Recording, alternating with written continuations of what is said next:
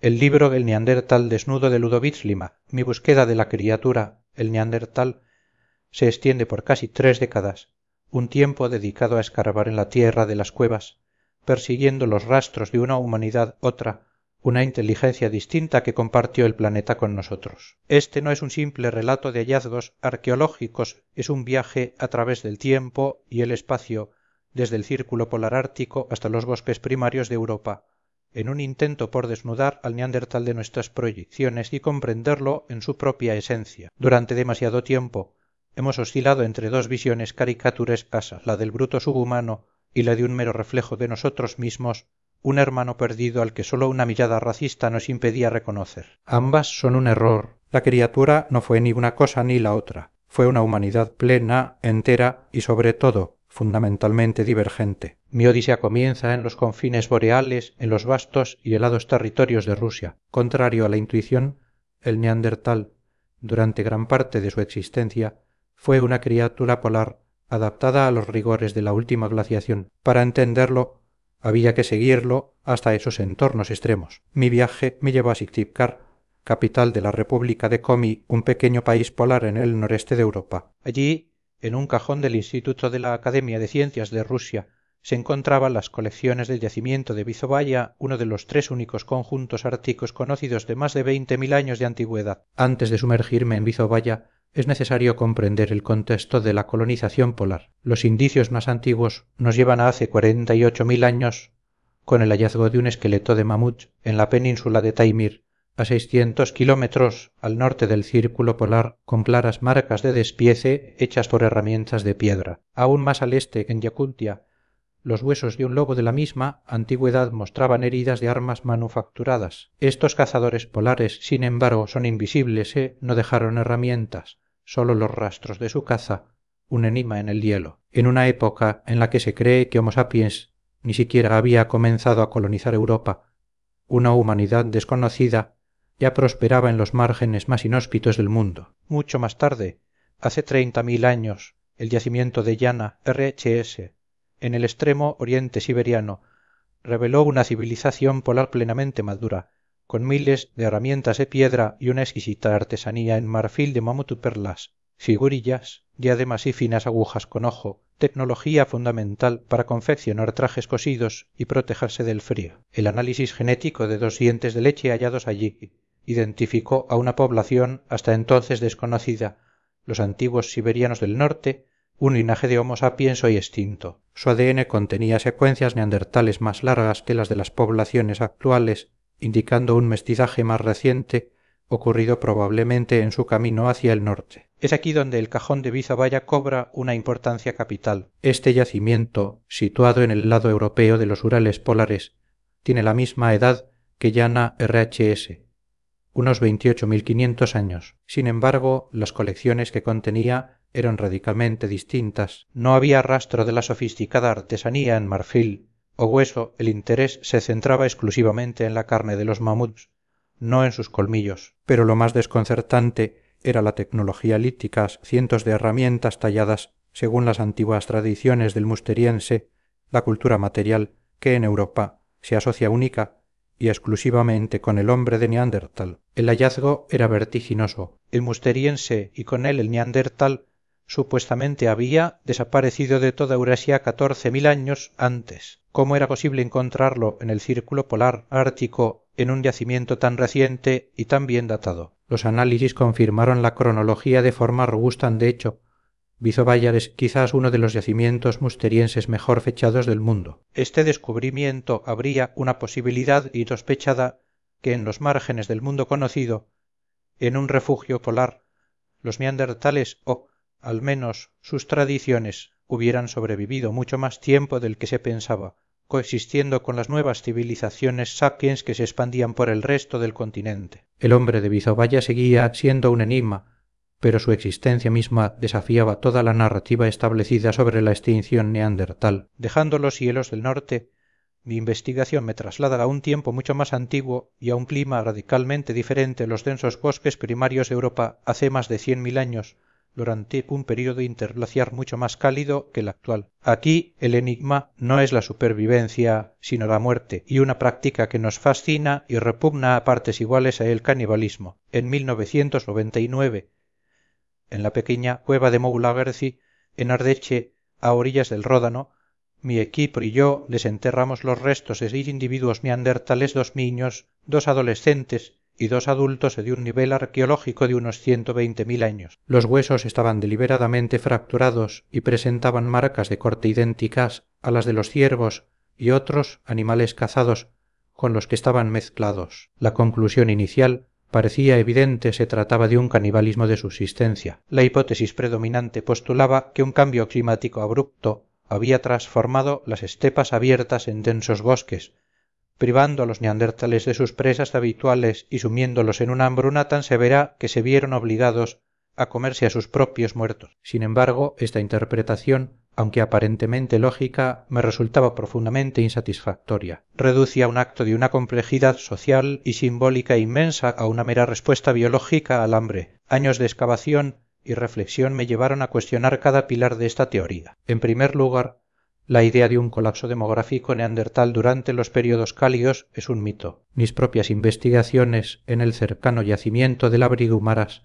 en las gargantas del Ouvece, revelaron una historia completamente distinta. En el Abrigumaras, una falla temporal en un laberinto de rocas colapsadas, descubrimos una secuencia arqueológica de 12 metros de espesor que abarcaba todo ese período interglaciar desde hace 123.000 hasta 80.000 años. La conservación era tan excepcional que encontramos no solo sílex y huesos, sino también fragmentos de cuero, madera sin quemar y un caparazón de tortuga intacto. Lejos de ser un entorno empobrecido, estos bosques primarios bullían de vida. Identificamos más de 60 especies animales, desde castores y tortugas hasta leones, linces, lobos y hienas. La presencia de tal abundancia de grandes carnívoros es el indicador más claro de un ecosistema rico en presas. Los neandertales no solo sobrevivieron, sino que prosperaron, explotando toda esta biodiversidad, cazando incluso a los depredadores más peligrosos en sus propias madrigueras. Fue en una de las capas de este yacimiento,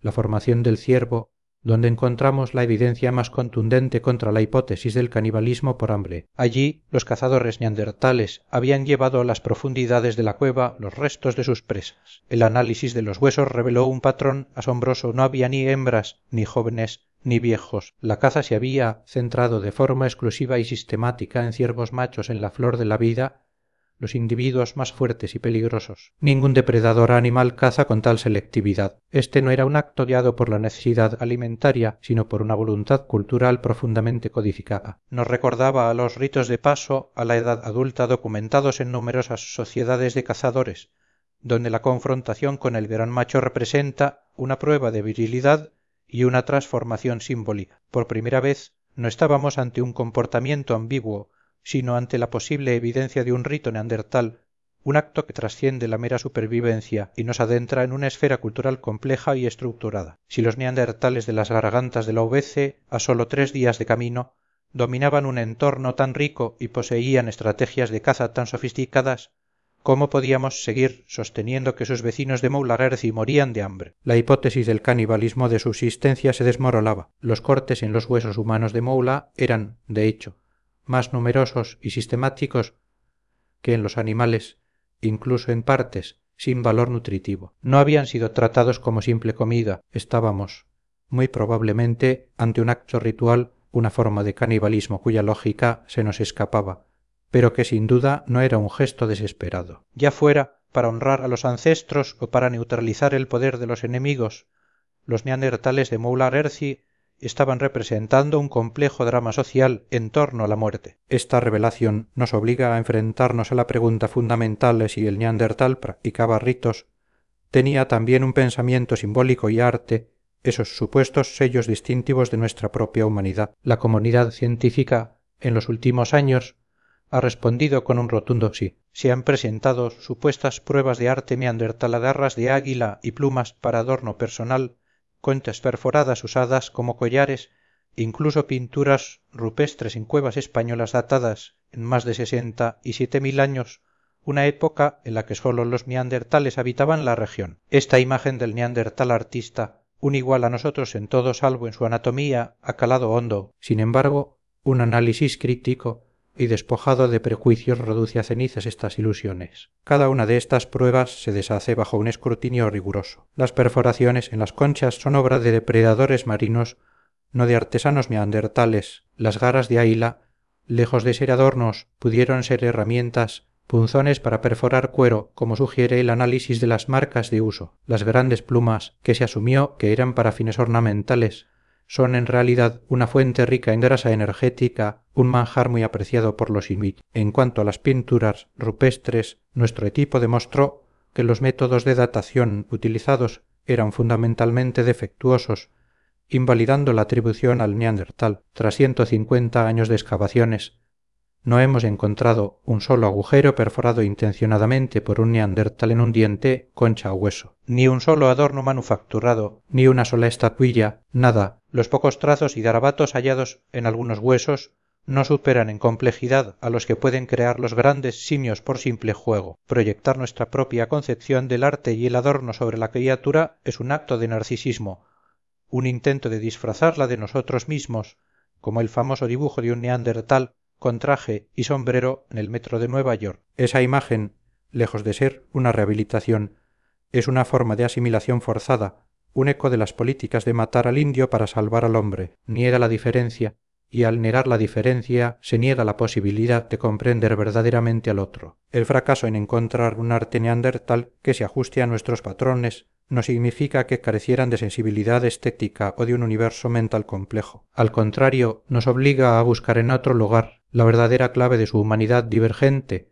No está en objetos excepcionales que no existen, sino en los millones de herramientas cotidianas que nos han legado. Aquí reside la diferencia más profunda y estructural entre nuestras humanidades. La artesanía sapiens, desde el Paleolítico hasta hoy, es normativa, estandarizada, repetitiva. Se basa en la producción en serie de objetos idénticos que siguen un patrón mental rígido. Comprendemos su lógica de forma instintiva porque es la nuestra. La artesanía neandertal, en cambio, es una creatividad infinita. No existen dos herramientas musterienses idénticas. Cada objeto es una creación única, un diálogo fluido entre el conocimiento técnico del artesano y las propiedades singulares de la materia. Prima tu forma, su textura, su color. Es una producción que no está al servicio del ego del artesano ni de la norma del grupo, sino que parece expresar una forma de estar en el mundo más integrada, donde la técnica, la función y la estética no están separadas, sino fusionadas en un todo. Esta libertad creativa, esta ausencia de estandarización no es un defecto técnico, sino la marca de una estructura mental diferente. Mientras que el sapiens organiza su mundo a través de la planificación, la repetición y la norma, el neandertal parece haber operado con una plasticidad y una fecundidad que hemos perdido. Su inteligencia no era inferior, era otra. Esta diferencia fundamental se manifiesta también en su armamento. Las armas neandertales son escasas, toscas y diseñadas para el cuerpo a cuerpo. Las armas sapiens, en cambio, son abundantes, estandarizadas y basadas en la propulsión mecánica, el arco y el propulsor, una tecnología que revolucionó el acceso a los recursos, permitió un mayor crecimiento demográfico y, en última instancia, fue clave en su expansión. Y así llegamos al acto final en la extinción. En la cueva Mandrin, en el valle del Ródano, mi equipo y yo encontramos la prueba definitiva de que este no fue un proceso lento ni gradual. Gracias a un método innovador de análisis de las capas de hollín en el techo de la cueva, pudimos determinar el tiempo transcurrido entre la última ocupación neandertal y la primera llegada de Homo sapiens. El resultado fue asombroso en menos de un año. El encuentro fue real y la sustitución inmediata. El neandertal no se desvaneció por un cambio climático, ni por una debilidad genética, ni se diluyó en nuestro acervo genético a través del mestizaje. La escasa herencia neandertal que portamos proviene de encuentros mucho más antiguos. En Europa, en el momento de la extinción, el flujo genético fue unidireccional. Los sapiens incorporaron ADN neandertal, pero no hay rastro de ADN sapiens en los últimos neandertales. Esto sugiere una relación asimétrica, una no reciprocidad en el intercambio de mujeres que es la base de toda alianza social. No fue una historia de amor, sino una de colonización. La llegada de Homo sapiens a los territorios neandertales no fue un factor más en su desaparición, fue la causa directa y única. Se repitió el mismo patrón implacable en todo el continente donde aparecida el sapiens, el neandertal desaparecida. Fue una sustitución de población, una erradicación, un eco a través de los milenios de otras colonizaciones más recientes. El neandertal no necesita nuestra rehabilitación, no necesita que lo vistamos con nuestros trajes y nuestros conceptos para hacerlo humano. Ya era humano, pero a su manera. Negar su profunda alteridad, su inteligencia divergente, es el verdadero acto de deshumanización. El desafío que nos plantea no es encontrar un espejo de nosotros mismos en el pasado, sino tener la valentía intelectual de enfrentarnos a otra forma de ser humano, liberando por fin a la criatura de la prisión de nuestros propios prejuicios. Gracias por escuchar. Te invito a suscribirte para más contenido similar